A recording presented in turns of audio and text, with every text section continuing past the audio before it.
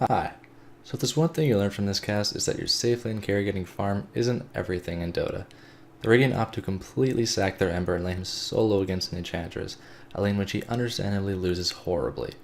For perspective, Ember's offlane has more net worth than him for the entire duration of this game. But in the end, it doesn't even matter. So with that being said, I hope you guys enjoy the cast. And we are in game. Alright, so what do we have here? We have such famous names as Always on Fire. There's no Without You and I. Max. Tim 5, or Tim S, sorry. Lose Yourself or Kill. People Mountain, People Something. Taeyeon. Chi Norvang Ni Songai. Ni Siga. I don't know how to pronounce that. Something JL, R7, and Wholeheartedly on the bounty. So what are we looking for? So, offlane Axe, most likely, Bounty Roam, Alchemist, mid or carry, Lich, probably bottom lane, and Always on Fire, picking now I believe. I do believe he will be our mid lane most likely though. I'm not sure how Alchemist versus Invoker fares, but I don't imagine he fares very well in that matchup.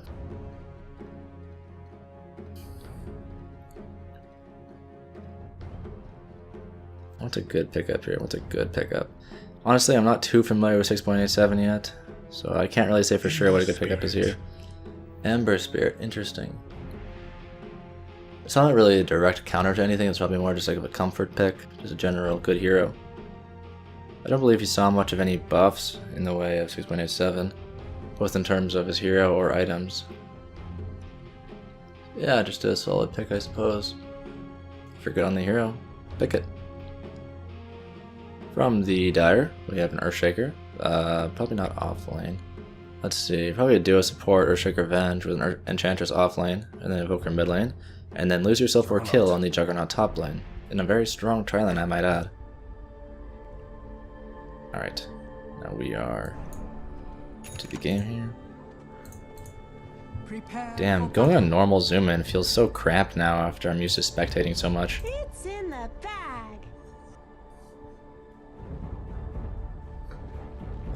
So what are we going to be looking for in the early game? So that's a pretty good topic of conversation here. So Enchantress in the bot lane. She does not have an Observer ward, so she will not be blocking any camps here.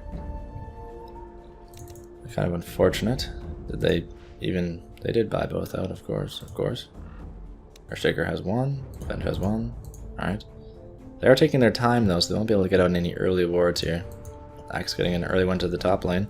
Unfortunately, Juggernaut not getting there quite in time to spot exactly where it is. Very likely though they will sentry right here, and they will pick that one off. It is just in spawn box. Alchemist. Actually, Alchemist looks to be going mid lane here. Interesting. I would have thought Ember Spirit might have fared slightly better, but I don't imagine either are particularly good matchups.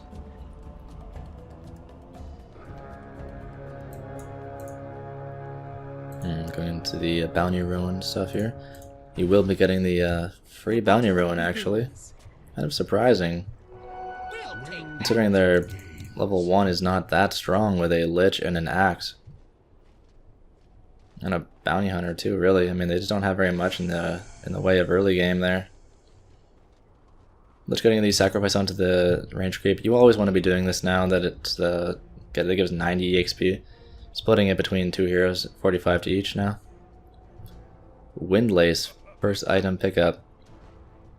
This is the kind of stuff that you're going to see now. Goddamn Windlace. I will not go into a rant, I've done it before plenty of times. But looking to get a fissure block off here, not quite enough. I do believe if he had actually run south here and blocked it, they would have been able to get the first blood. But with the Bounty Hunter coming in now, it might go the other way. Tim 5, or Tim S, sorry. I keep thinking it's a 5. He's going to be gone on here with the bounty, but he will not have enough damage to finish him off. Just getting some solid harass in. There's the bottom lane here. I want to see this lane because Enchantress versus Ember Spirit is going to be I believe, quite a rough lane for the Ember. He'll never be able to trade auto attacks. And the Enchantress should kind of dominate this lane. Lich not helping him really too much. It's just kind of going to help out the Alchemist. Oh, I missed this first bit in the top lane with an Axe diving very far for that one. Not even a deny attempt. I mean, I'm sorry, not even a kill attempt. More of just like an overly aggressive, my only path of escape is this way, but it's leading me nowhere kind of run to the top here. I don't know what that's about, but it can't be good. Alright, Bounty will be rotating in here. I feel like Lich is kind of spending too much time up here. Like, yes, he needs the help. He's an alchemist, but I feel like they could be doing more to help the Ember, because he's very important. Now that, ooh, both entries getting brought down here. He will not have Windwalk though, and they have the auto attack. They have no Sunstrike. And he's really feeling the turning to get a few hits in, but ooh, that was really close. Honestly, he almost got him. Picking up his Soul Ring now, but he's not going to be out on cooldown. He's just going to get a few right clicks in, but not quite enough. Cold Snap not lasting quite as long as he needed. And you can really see the 6 int nerf here coming into play. He's really hard on mana now. And he just does not have the mana regen to sustain himself in this lane anymore.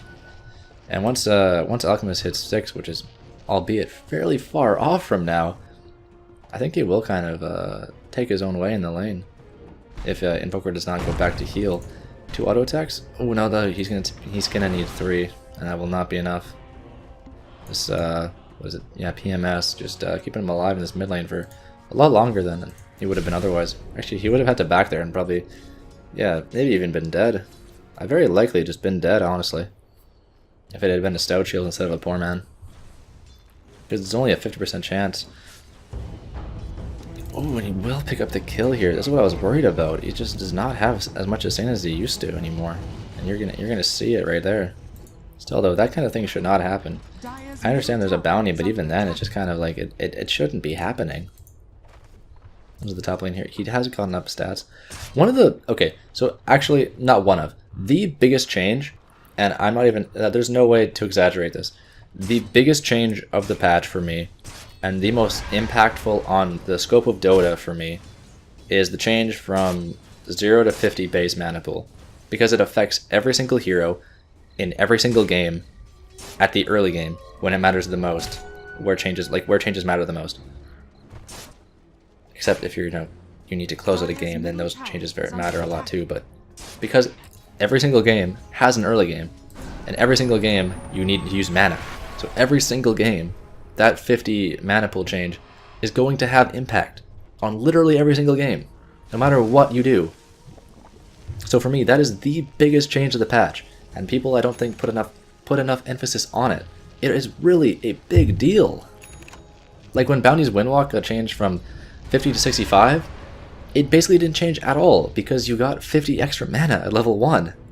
So that change basically didn't do anything whatsoever. Just stuff like that, you know? Like, who was it? Like PA? Her mana pool got increased by like over 25%.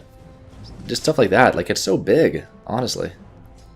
People do not talk about it. I watch a bunch of patch analysis videos. People do not talk about it enough. I didn't talk about it enough in my analysis either. Not that anyone watched that. Alright, back into the game though. I should probably put up some last hits and everything. You can see in the last hits, Ember's just getting dominated, but Lich is just not helping him too much. He has given him the Ice Arm, which is very nice. But still, like, I believe he'd spent way too much time on the mid lane. And like, yeah, now Alchemist is doing fairly well, and he has the most last hits in the game, but I don't know, man. Just the Ember being so far behind is going to be really rough on them later on. They shouldn't have no way of killing Alchemist here. He still has half his duration left. Yeah, if anything, he's going to look to turn here. But he does have the Q now. Ooh, a few more auto attacks are going to do it. The Fairy Fire will not be enough, and they will be bringing down. Alchemist getting so much now. But you've basically made the trade where you say, let's make a big Alchemist, but let's sack our Ember. And Ember's going to have troubles. Like, he's already died bottom lane. I didn't even notice that immediately, but damn, that is a huge pickup. God, another windlace. Ugh. Okay. Okay. Let's try and keep calm. It's just a 225 item that gives half what boots give. That stacks with boots. Not a big deal, right, guys? Alright, Juggernaut in the top lane. Getting picked off by the bounty and the axe. Oh god, another windlace. Oh. Oh. Okay, okay.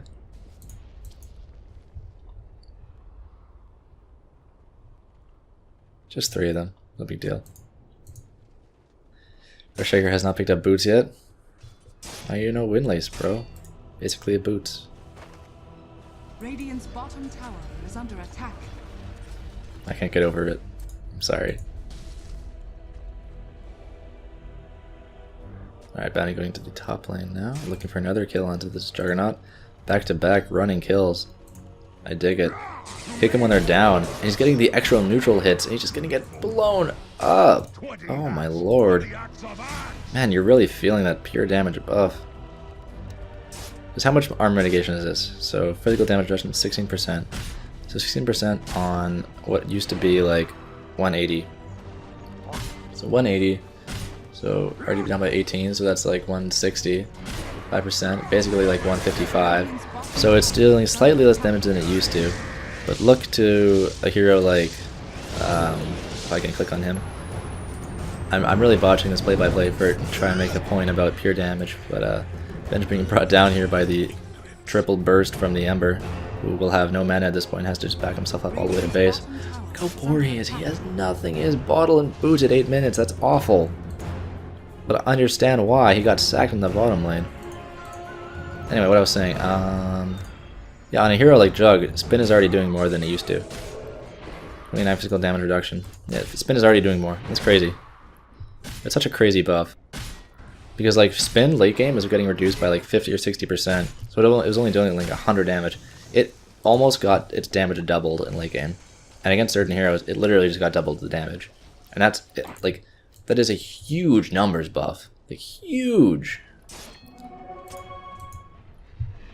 Ember Spirit going into a, I believe this is the new drum thing. Yeah, this is new drum. He'll be going to a drum here before finishing up any kind of boots. Oh, and Enchantress picking up a mid lane kill. I believe a long range impetus was the cause of that one. It'll be Drum of Endurance. See, drum is still being bought, guys. It's not a bad item. I thought it was pretty good. Like the trade-off was pretty severe, but I mean it was a little overpowered before. Now it's just kind of, even though it was overshadowed by the overpoweredness of Aquila. Aquila didn't get too bad of a nerf. One armor is significant, but ooh, a smoke spotted out here by this ward. That is bad. They will get this ward down here. They will, like the Dire won't. I mean the Radiant won't necessarily know for sure where exactly this has been put down, but yeah, hard to predict exactly where the Venge went, but kind of surprising she smoked there, like right here, instead of up here. There's a little bit of safer spot, but I guess choosing just like I'm in this area now, might as well smoke on my way to there to put this ward down. Popping a smoke for a ward position though is okay, depending on how good the ward is. So this ward is going to be blocking some like alchemist stacking and stuff for Ember as well. But I mean Ember won't be able to clear it forever. Picking up a windlace. Okay. Hope this item gets nerfed. Enchantress putting in some heavy harass. She is so much stronger than Ember. Like, let's look at net worth. Look at Ember, 2,700. Enchantress, 4,500. 2,000. Well, 1,800. 1,800 above Ember. Man, that is a very bad feeling. One might say it feels bad, man.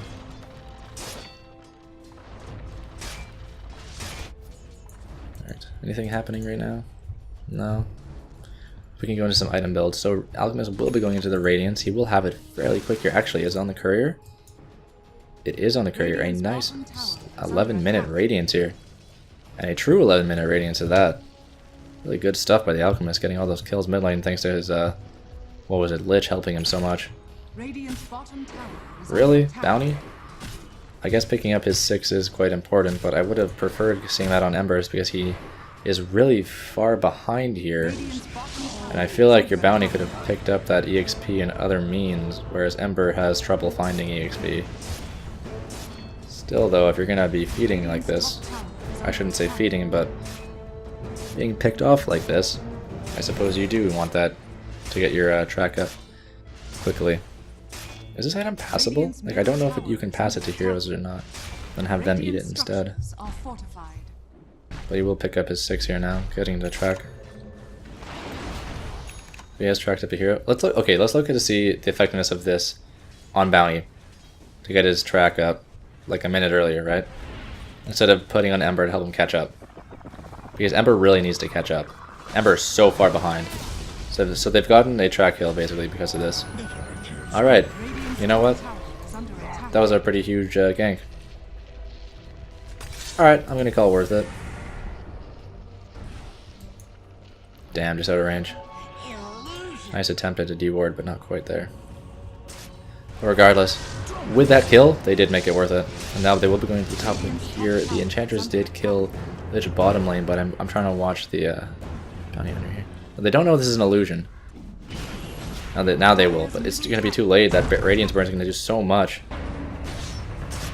They should really realize that that's an illusion. He will be getting spun down here, unfortunately. Kind of a positioning error there. He will be stunning himself. The Dire can see him. It's bad if he had ultimate, but he just does not have the mana. He's like, I believe he expended all of his mangoes. Unfortunately, he doesn't have another one in reserve. Let's check on this Enchantress now. Dragonlance finished up with 8 drums. I don't mind phase over treads. I think phase, when you're really far ahead, is underrated in terms of the mobility it gives you and whatnot. A lot of people will just kind of blindly say Enchantress must build treads to further her damage later game, but honestly, what the problem you run in with Enchantress more often than not is not attack speed, it's running out of mana. And if you get the emphasis off regardless, it's like, is it really a big deal? Oh, he just dodges that dust attempt. That sucks. This damn, that's a killer ward. They haven't gone to stack, so they don't know it's here. Very surprising. They do spot the bounty now. Any dust? 1 sentry. Going for a swap. A swap? There it is. He should be dead now. Whoa. Oh, she had... Oh no, she had the sentry highlighted instead of the observer ward, and she will not be able to get a free kill onto the bounty now. He will be able to live because of that unfortunate micro mistake. I guess you're more. Revenge paying for it with her life. Damn, that sucks. This is gonna be a huge pickup if they manage to get it, and they should be able to with the direct. Oh, that was kind of a RNG chains right there. Not that it mattered too much. I believe they still would have had the damage to bring him down regardless. I say that, but Invoker's living, and he will make it out of this alive. With a track up, they know that he's alive, and that's very unfortunate for them. I think the bounty is looking to scout it. Perhaps we got to bounce off the creep wave here, but he will have just a little bit too much HP by the time that happens. It only does 375. Going for the extra auto attack though. Oh, he's running. Can he get it? Yes! Nice. He will pay for it with his life, but that is okay, because they got a track kill, and they also got the EXP, which Invoker would have fairly liked. Invoker always wants that EXP, man. Now, it's very important that Alchemist does not die here. If he dies here, it ruins basically all the work that Lich put in, and it ruins all of the unfortunate sacking that they had to do for Ember to get this Alchemist huge. He's going to dive in here and get 1 chain off. He does have his Flame Guard up still has his Flame Guard up. Now it will be cancelled, and he's taking quite a bit of damage from this tower. He should switch aggro right now. Switch aggro, switch aggro. Alright, there we go. They should bring it down now. Good stuff. And still, look how poor he is. Look at this net worth, 4,000. Compare that to the Alchemist, 14,000. He is 10,000 gold behind an Alchemist. I mean, even if that were a normal hero, he would probably still be like 6,000 gold behind. It is really bad, his position so far, and he's just like being brought down to a ganker of sorts. He's not even like a real core anymore. He's more like an offlaner, just rotating into lanes and trying to look for pickoffs, and helping with gank attempts and setting up kills. He's gonna fall right into this Invoker. Nice positioning by the Invoker, predicting where he's gonna jump out. Because he didn't have one pre-put down, which is, I will say, a misplay, honestly. If you know you're gonna go for a dive under a tower, you should probably have one back here. Because you did approach from this angle. Like, yes, you want it to be able to jump forward, but putting one down just as a caution is not a bad idea. Let's check some ward vision, because the Dire have some interesting wards right now. They're covering a lot of the map with all of these wards, kind of boxing the Radiant in terms of where they can walk without being seen. Very good warding by the Dire. That is an odd one by the Radiant. Oh, sorry, that's actually the Dire. Still, very odd spot for them to be scanning for. Dire's top tower is under attack. I suppose I don't have the whole story because I have all vision, but that's all I can say about that. He does have his Manta completed now. Is this really the best build? I don't think so. Because I feel like when you go this build, you become a Pinata. And I do not like the concept of... I'll call him Pinata Alchemist now. It will be bringing down the Bounty Hunter on the side here, but that Juggernaut falls as a trade. It's split into two, but the one was not equal to the other, and Juggernaut is a much more valuable kill, even though I looked at gold here. And it turns out that, yeah, Juggernaut was actually the most valuable of the two. I thought that Axe, or sorry, a Bounty Hunter might be more valuable because of the net worth difference, but apparently not. Okay, let's look for win laces. 1, 2, 3. He had another one. I think probably 4, 5, 6. So 1, 2, 3, 4, 5, 6, 7. 7 potential win laces this game. All right. Farming up in the bottom lane. Still has nothing. Is he going to be looking for Boots of Travel? I feel like Boots of Travel, when you have no auto attack damage like this, don't really threaten towers too much, and you're very susceptible to pickoffs by just a Venge stun into a chain stun by Earthshaker. Just, yeah, I'm not sure if I'm a big fan of the Boots of Travel when you're behind. I suppose it does help you to catch up a bit, but at the same time, it's like... I suppose, like, can you afford to go for a Battle Fury? I guess not. You kind of have to go for a cheaper item like this. But, I don't know, I guess there's no real, like, alternative. They will be putting everything they can into this. And this is the problem with this build. It has, like, not much fighting capacity. He's running away really well, though, but it just won't be enough. And look at that streak kill. 775, but look for this fight recap here in a second. Please, fight recap. Yeah, it said 775, but it really should have said 2000. And that's the Pinata Alchemist for you. He just gives away so much gold.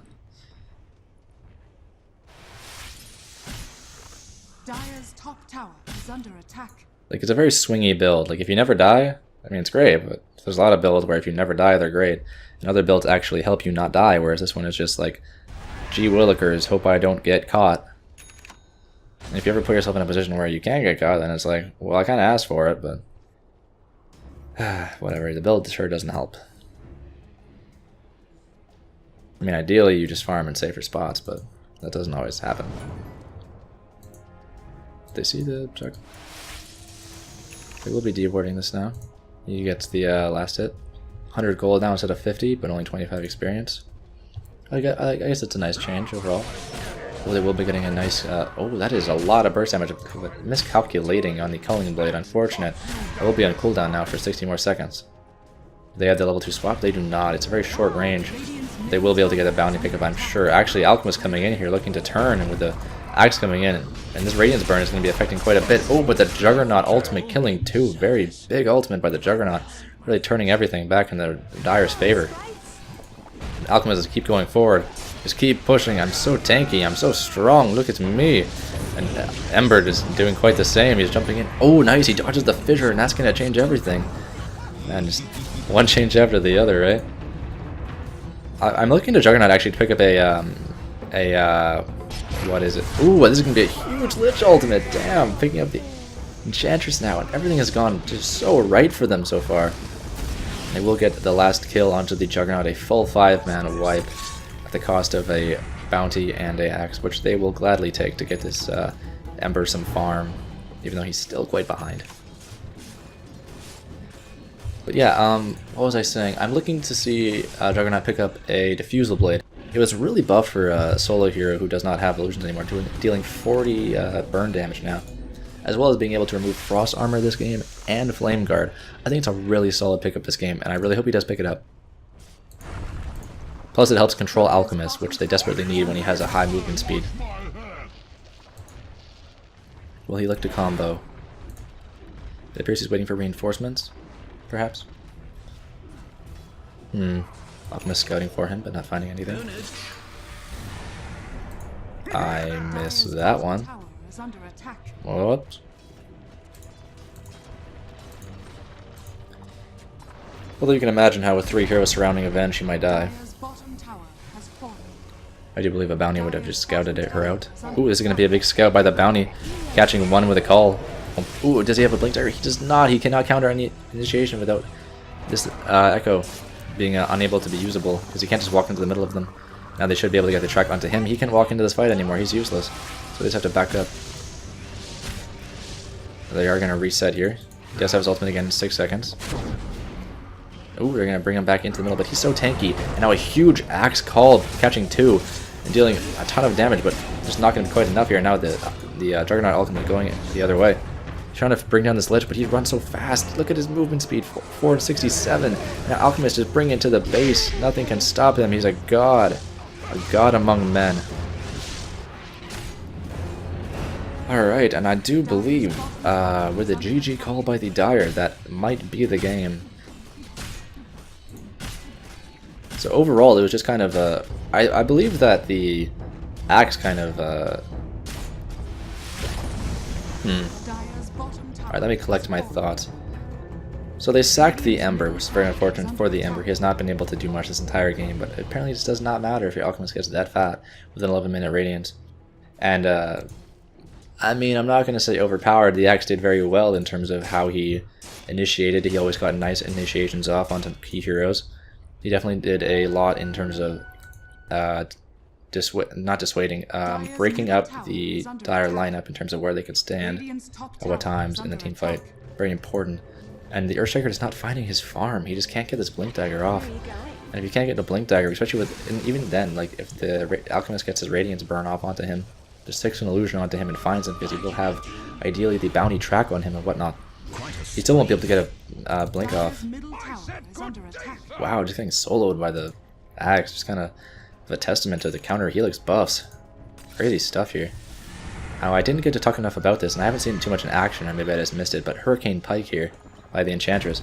I believe this was the sole reason why the upper range of her impetus was changed by so much. Purely because they added side into the game. She would be too ridiculous with it. But honestly, it's kind of ridiculous in general that a nice dunk here. It's kind of ridiculous in general that it does what it does in terms of removing range restrictions. Like everything else it does is okay, but that one part is just kind of really weird. They will look to turn. Ooh, a nice force staff up to the hill. I do like that it does reduce the cooldown to 14 though. And he just walked straight up in and does not give a shit. Should be just walking out just fine here. What are they going to really do to him? Do they have a juggle? They do, but it's just not going to be enough. He has so much HP and armor. Look at that armor with the frost armor. Excuse me. Oh, I'm sorry about that one. He's all the way up to 30 armor now. God damn, he's very tanky. Now, something I mentioned in my patch review, and I'll mention here again because people might actually listen to this. What they did between Bloodstone and actually, I'll just continue with this team fight. Let me take a break on that. Now they will bring down the Juggernaut here, and I do believe this kind of spells the end for them. Invoker not having enough mana to Ghost Walk out of here, and that's going to be his death as well. Only getting a few tracks off, but yeah. Ooh, that was nice chains on too. To be just enough to break down the Venge. Yes, it will. And yeah, let's call this game right here. This is over for sure. I don't believe if they took all of their spells at once and threw it at this Alchemist that he would die. So at that point, it's just what do? You push him into the fountain. That is one option. I will get behind that option for sure. But can the fountain kill him? Looks like the fountain can't kill him. So when the fountain can't kill you, I do believe that is the point where the game is a little over. So I'm going to go back into my thoughts on what they did between Octarine Core and Bloodstone. So previously, Octarine Core and Bloodstone occupied the same item slot in your inventory because you didn't have enough space to have both, because then you didn't really have enough damage. It was just, they were just both giant, bulky HP and mana items. They didn't perform the same function, but they covered the same slot. So what they did to differentiate them even more was that they added a lot of regen to Bloodstone and then took all of it away of Octarine Core. Like, look at this, no HP regen, hardly any mana regen. On a 5,000 plus gold item, 50% mana regen is a joke. So that's how they're going to differentiate between the two now. It's the same thing between like what used to be Shadow Shaman Hex and Lion Hex, how they, and like Lina ult and Lion ult, how they've slowly differentiated between them over time. They did the same thing now with Octarine Core and Bloodstone, and it's a good change overall. It's definitely healthier to make that, to have decisions based on drawbacks and, like, you know, what are the strengths and weaknesses of each item instead of occupying the same kind of space in the game. And it was always kind of the case that the regen on Octarine Core was just enough to let it squeak by and not be too much of a big deal. Like, it wasn't enough all the time for certain heroes, but, you know, it was like, it was still worth it for sure to get the extra health regen from the spells and the cooldown reduction. But now it's like solely for that in terms of what it provides, because like 450 HP and mana is obviously good, but it's like you're buying it now purely for the fact that it's a big boost to your pools, and not because it provides any sort of regen, and of course for the passives that it provides as well. And for Bloodstone now, you're gonna buy it clearly because it is a big regen kind of item, and it covers all of your regen that you need for pretty much the rest of the game. 12 charges to start with, and a bunch of HP regen now. It's just very solid item. I'm looking to hopefully see it on like a Timber or something. I do hope it brings Timber back into the meta. That'd be very fun to watch. I do enjoy a good Timber. With that Dagon purchase kind of signifying the exact level that this game has escalated to, that will be it for this game between the Radiant and the Dire. R7 with the good game well played, as well as wholeheartedly. Nice 38 to 23, 28 to 38 minute game with a 253 ping, so likely a European game or something. Anyway, yeah, so it just goes to show, sack your Ember, farm your Alchemist, win the game. And with that note, GG guys.